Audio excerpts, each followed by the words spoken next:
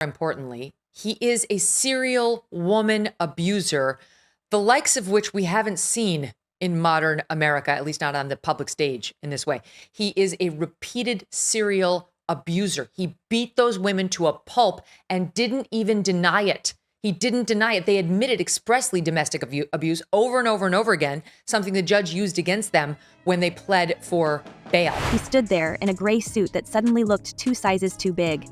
The man once known for commanding stages and boardrooms alike, now trembling as he faced the one place where swagger meant nothing. Sean Diddy Combs, voice cracking and knuckles pale from gripping the defense table, made a final plea. Less a speech, more a desperate unraveling. We watched him plead for mercy, for leniency, for anything that would keep him from the cold slam of a prison gate. His voice, once booming through sold-out arenas, was barely audible, crumbling under the weight of the judge's unreadable stare. The courtroom didn't breathe. Every eye locked on Combs as he stammered about regret, about growth, about his children and his legacy, as if naming them might somehow slow the gavel already halfway down. But mercy wasn't on the menu.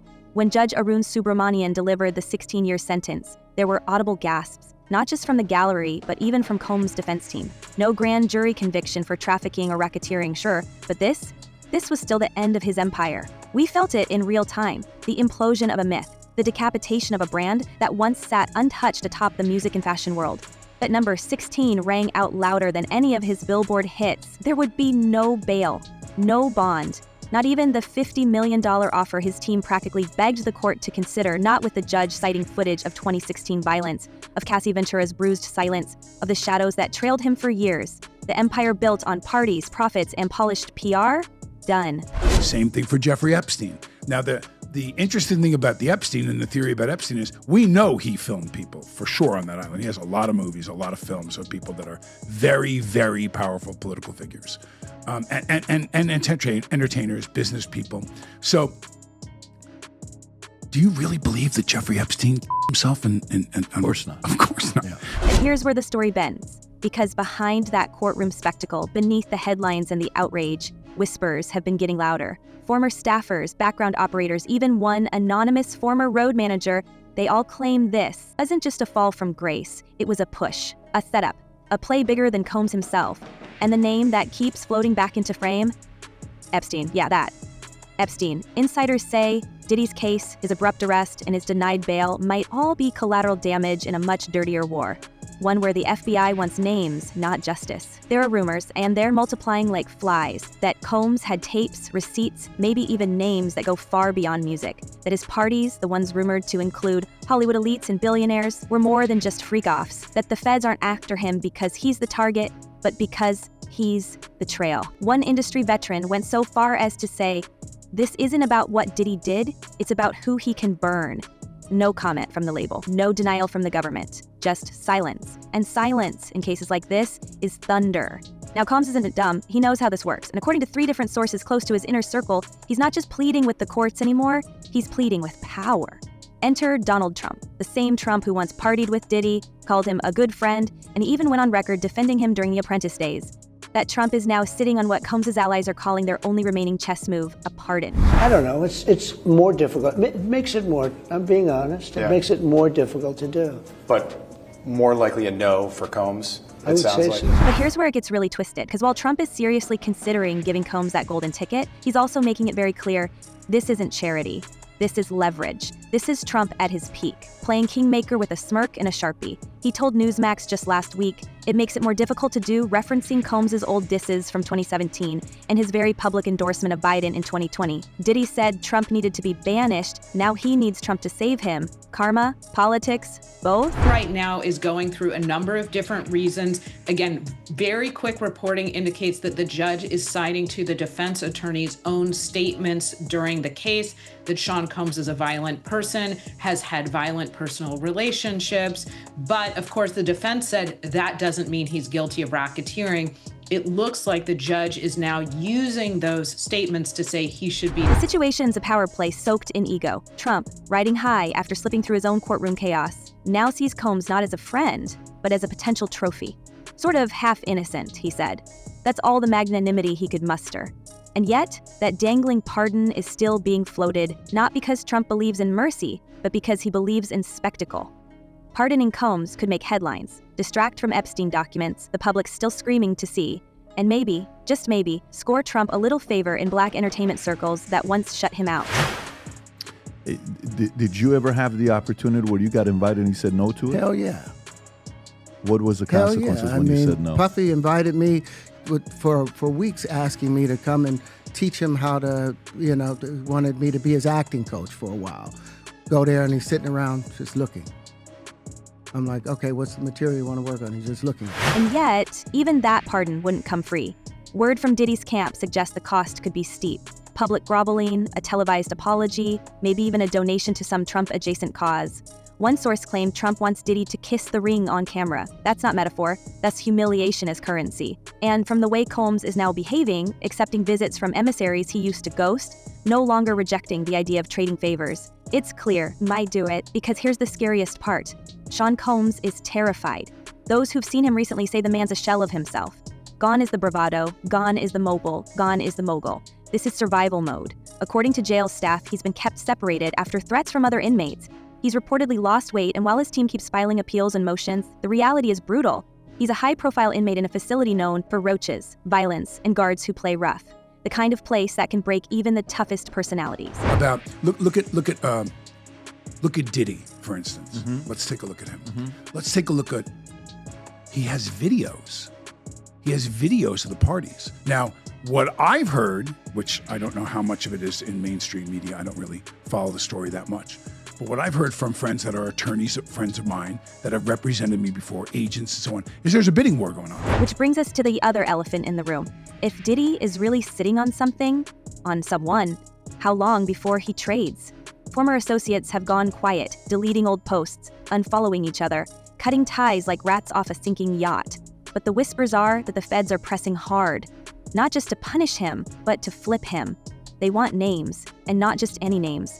The kind that can't be spoken without boardrooms shaking. One former club promoter said bluntly, if Diddy talks, people go into hiding. Add to that the Epstein noise, the fact that Trump has denied ever being briefed on appearing in Epstein's files, despite the Wall Street Journal saying otherwise, and you get a scenario where the clock is ticking on who gets thrown under the bus first. Diddy may be convicted, but he's not irrelevant. Not yet. In fact, some say he's never been more dangerous.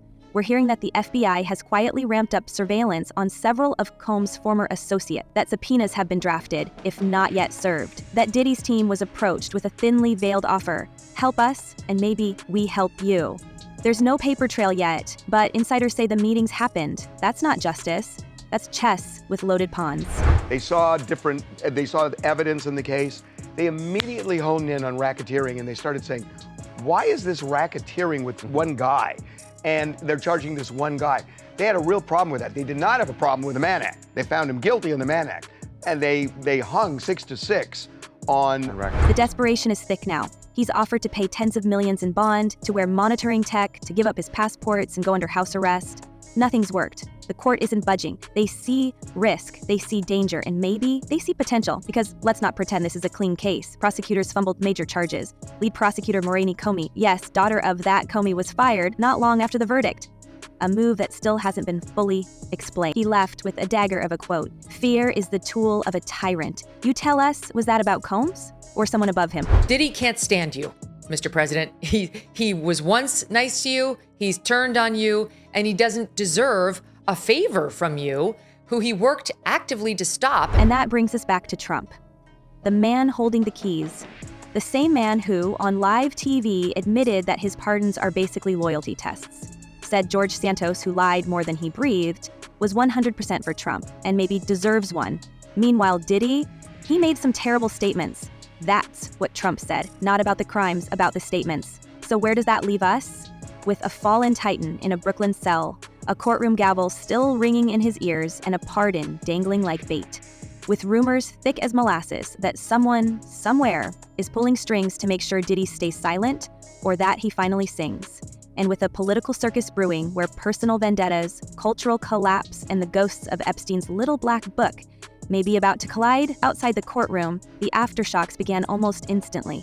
One by one, the foundations of Diddy's empire cracked. Revolt TV, once his defiant answer to media gatekeepers, started bleeding top talent. Sponsors pulled out in silence. Major brand partners ghosted him without a press release, scrubbing his name like it was contagious. The beverage brands he once toasted with on stage? Gone. Luxury retailers that once begged for his attention now act like he never existed. In LA, someone who worked with him for over a decade whispered, "No one wants to be the last person defending him when the roof comes down." And that roof is caving in fast. And then what's the stuff that's happening with Wendy Williams? Do you think this is all connection too? Of course! His fashion label, once hailed as a streetwear trailblazer, is now a ghost in storefronts. Warehouses sit half-stocked, unpaid vendors are lawyering up, and investors are pulling their funds before the flames reach their doors. The collapse is so fast, so total, it's raised a chilling question among industry veterans. Was this orchestrated? Did someone decide it was time to erase Sean Combs? There's a theory floating around, unconfirmed but increasingly loud, that this takedown is about more than justice. It's about removing his power, not because of what he did, but because of what he knows. People I don't think realized was he had cameras all over the place, unbeknownst to them. And now he has all that footage, supposedly. This is what I'm told. So it's going to be really interesting to see what happens if, you're a huge iconic, TV star or movie star, and you're in some very, very... And that leads us to what some insiders are calling the secret list. For years, whispers trailed Diddy about a private archive, footage, files, encrypted drives, kept as insurance against betrayal. According to a former Bad Boy assistant now living overseas, Diddy maintained what he called his safeguards. Not cash, not jewels, information. Allegedly, recordings of wild parties, sensitive conversations, confessions captured without consent, names, faces, dates. What if he's sitting on evidence that links celebrities, moguls, and even politicians to the same disturbing ecosystem that swallowed Epstein? Could that explain the pressure now being applied by federal agents behind closed doors? The FBI isn't denying anything. In fact, they've been unusually quiet. That silence has triggered new paranoia among Combs' former inner circle. One ex-bodyguard reportedly fled to Belize after receiving a subpoena. Another former fixer has cut off all contact and gone dark online. It's not just about Combs anymore. It's about who else might fall if those files surface. One music exec even told a podcast off the record, they don't want him to cooperate, they want him contained. This is the flight where Diddy said to her, Showed her she the video. testified Showed her the that freak-off video. he showed her a video of a freak-off that she participated in and said, if you don't participate in another freak-off when we get to New York, I'm gonna put this video out. I'm gonna send it to your mother. And that's coercion, She testified if it's true. to that. If the jury they believes believed her, yeah. that's coercion. That's they would So is this why Combs won't flip? Could he be holding out, not from loyalty, but from calculation? Because if he hands over what he knows, the fallout could go nuclear. Imagine footage emerging from those infamous freak-off parties. Names redacted, suddenly revealed, timelines that connect the dots between Diddy, Epstein, and those still walking red carpets. Would it just destroy the entertainment world, or would it reach higher, into boardrooms, politics, and media empires? Well, the things that I experienced with him were monster-like. That stuff almost destroyed my life. The speculation has reached fever pitch. Combs has allegedly refused multiple opportunities to strike a cooperation deal with prosecutors. According to sources familiar with the negotiation attempts, he's declined to even discuss certain topics, particularly those involving late-night events at overseas estates, private islands, or jets that never filed official flight plans. What's on those tapes? Who's in those guest lists? No one seems to know, but everyone's afraid he might talk, or worse, leak. Meanwhile, the betrayal cuts deeper than the courtroom. Former protégés have turned cold. People who once owed their careers to Diddy are now giving icy soundbites or awkward silences. Cassie Ventura, once the loyal girlfriend, became the prosecution's emotional core. Even artists who built their names under his brand are avoiding him like he's radioactive. In the savage world of music and power, loyalty evaporates faster than relevance, and right now, Diddy has night. I'm sorry, I'm just I'm in this moment right now. This is crazy. Sorry. People don't really know how much what it does to you when something that you love is taken from you and thrown away like it don't even matter, and then they move on with their lives and you're stuck. You're stuck. During those years, you're still stuck 21 years later. Cassie's decision to testify wasn't just a personal reckoning. It was a seismic cultural event. The woman who had spent over a decade in the background of Diddy's empire emerged as the trial's most haunting presence, turning private trauma into public testimony. Her detailed recollections of emotional manipulation, isolation, and escalating control painted a picture of systemic harm that transcended any single relationship. And in a world where powerful men often dodge consequences behind settlements and NDA silence, her voice cut through the courtroom like a blade. It wasn't just what she said, it was how long it had taken her to say it, and how many others found the courage to follow. And what's really going to be interesting is the parade of celebrities who we expect to be mentioned and or called into that courtroom. You know, people who we hadn't heard about prior, like Mike Myers, you know, Austin Powers, Mike Myers. Why is he getting called? Why is he on the witness list? That'll be fascinating. And then, of course, there are the no-name, quote unquote, women who are going to have to find every ounce of courage they have. For many observers, Cassie became the avatar of a larger truth, that the entertainment industry has long enabled abusers under the guise of genius, charisma, and clout. Her willingness to testify shattered the illusion that Diddy was invincible. What once seemed like tabloid gossip or civil court fodder suddenly landed with legal force. It wasn't just about scandal anymore. It was about survival, pattern recognition, and the emotional toll of power. And as more accusers aligned their timelines with Cassie's version of events, the prosecution's case took on a momentum that couldn't be explained away by loyalty disputes or opportunism. Her presence also signaled a turning point in how the public views celebrity accountability. Cassie's story wasn't just compelling, it was devastatingly believable, and it made millions question how many more women like her had been silenced or dismissed. She didn't just bring receipts, she brought emotional credibility that no jury could ignore. In doing so, she helped redefine the terms of justice in high-profile cases, not just in courtrooms, but in public opinion. And as we watched the empire crumble, it became clear, no matter how big the name, survivor testimonies now carried the power to unravel it all.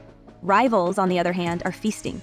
50 Cent, never one to waste a crisis, is openly mocking Combs on social media, calling the trial justice on delay. Others in the industry are quietly circling assets, buying up Diddy's abandoned ventures at fire sale prices, maneuvering to claim his market share in media and nightlife. It's business, cold and calculated, and it's the final insult, watching the world that once orbited him now rebuild itself without him on top of his ashes. Trump pardoning Diddy will create another Epstein for him. It would be a nightmare. And last and certainly not least, the GOP is already struggling with female voters, and they're not all lefties. There are young conservative women who aren't in love with Trump or MAGA. There are. And this will not help. It's very clear. We all saw the videotape of him beating the hell out of Cassandra. But the real storm may still be coming. There's an unconfirmed report from someone inside the Metropolitan Detention Center that Combs has asked for a secure laptop, not to write memoirs, not to launch a podcast, but allegedly to prepare a statement for history. Is this a bluff? Or is he preparing to go nuclear before sentencing day? According to a leaked email between two federal prosecutors, there's concern about the defendant's digital archives and the potential damage of unauthorized releases.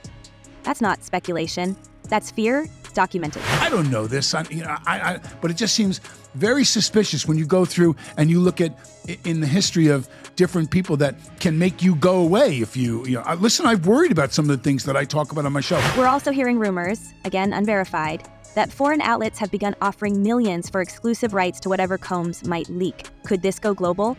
Could he pull a Snowden-style dump of secrets that destabilizes Hollywood and beyond? If he does, it won't be because he wants to save anyone.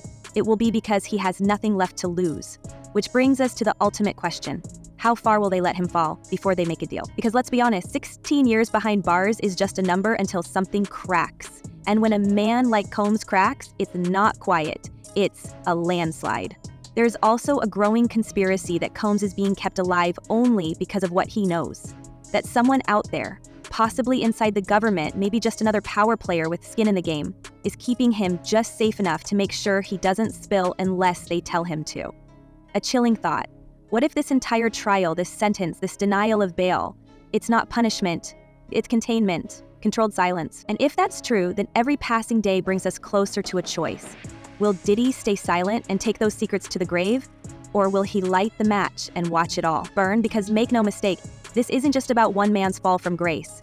This is about a system, terrified of what that fall might expose. So now, we ask you, what do you think? Is Sean Diddy Combs just a disgraced mogul facing the consequences?